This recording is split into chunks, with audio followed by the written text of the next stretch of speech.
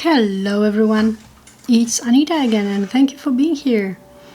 So, recent time has been interesting for me. I've been reviewing again information from Dr. Joe Dispenza. I got also inspired by one of the other YouTubers that I really enjoy watching. If you haven't heard of her, I really recommend Hey There Friend. Yeah, she's been quite an inspiration for me for some time. I actually got inspired through her to start my own YouTube channel to discuss my own spiritual journey. Recently, she has been battling with anxiety. My issue is a little bit different because it's connected to skin issues. However, the basics of Joe Dispenza material are practically the same. So in order to create new reality, you need to become new personality, new person. And becoming new self can be challenging because we have a lot of patterns, behaviors, habits that we accumulated over time. Most often unconsciously, we've been thinking similar thought patterns that are mostly connected to our old self. So it is sometimes difficult to somehow navigate through that and implement your kind of new way of thinking. And the whole Joe Dispenza work that I've been doing is connected to rehearsing feeling of your future, rehearsing behaviors and thoughts of a personality that you would like to adopt. And many times it might be a disheartening process because we are very much programmed to get a quick fix. So for example, you have pain somewhere, so you take a tablet, painkiller, and then the pain disappears and you don't think about problem anymore. However, if you have a condition that you cannot really medicate into disappearance using the standard way of treating issues, and there is no cure for your particular condition, then you actually are forced to find a different way to heal yourself, and it can be challenging time, but also humbling time, and also time for you to look at your life, look at the way you've been thinking, and make a decision whether you would like to change yourself and your reality with you or not. So, majority of people would say that this is not doable, that you cannot really influence something untreatable in that way.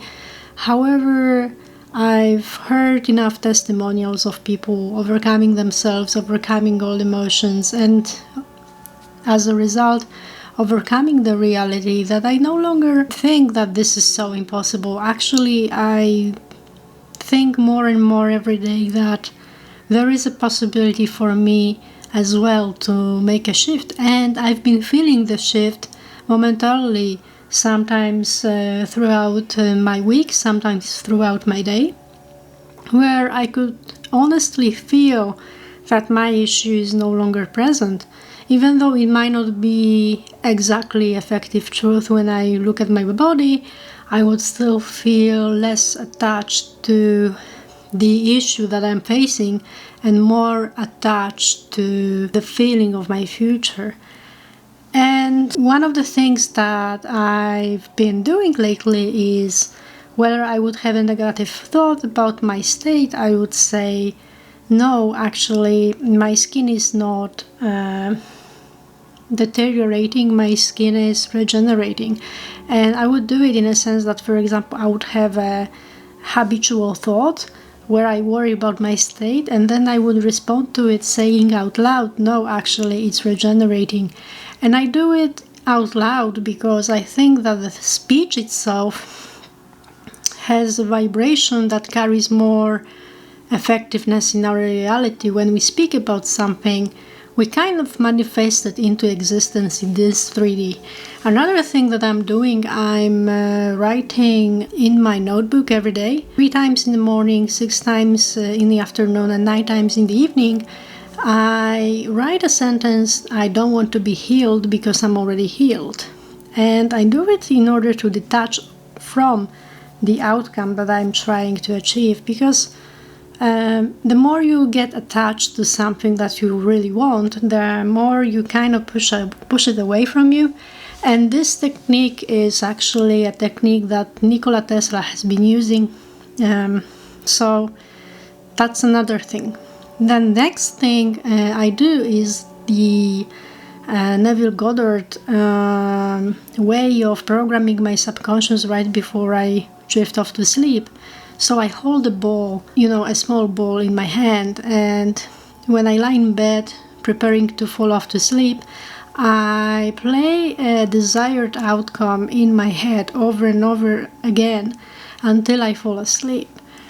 And I noticed that after doing about 2 weeks of this every day, I start to somehow perceive this possibility as more probable. There is less resistance of my mind towards what I want to manifest. So I think it might be also useful for you guys. You can try it on your own. And why am I holding the ball, by the way? Because when I kind of lose the grip of the ball, that's the moment where I'm falling asleep. So I just leave the ball alone and then I fall asleep. I have it in my hand so that I know that I'm exactly in the moment before I fall into sleep. So it's very difficult sometimes to grasp this moment when you are between being awake and being asleep, but that's the moment where you exactly have access to your subconscious mind and you can program it. So when I lose the grip of my ball, it means that I'm actually right now drifting off to sleep, so it's time to leave the ball alone and just let it go and go to sleep. So while I'm losing the grip, I make a decision to let it go. My intention has been set, so I'm letting it go and I'm falling into sleep. So you don't necessarily need to believe whether it works or not. I have been skeptic for a long time, even doing what I'm doing. I still like the approach of being an open skeptic, in a sense that I like to try out certain techniques to see if they work. And if I notice that something works because I've been using it on myself, even if the effect is not super outstanding, but I see a shift in myself, then I share it here on this channel in hope that it might guide someone else on their own journey. So yeah, and I also enjoy recording my process as well. It's a good kind of technique for me to reinforce what I'm doing and reassure that I in a way reassure myself that I'm on a good track. So it also is a good memory bank for me to see how I've been changing over the time. So you might also use, your phone or whatever you have to record yourself. You don't need to publish it everywhere, but you can keep it for yourself to see how you've been shifting over the time. And I think we kind of forget about the progress that we've been making over the time. And I think it's important to remember where you started and where you're at. So recording yourself is also a good way to keep track of your progress. So that's all what I wanted to talk about. I hope you enjoy the content, and yeah, if you like it, please click that like button, and I see you next time. Bye bye.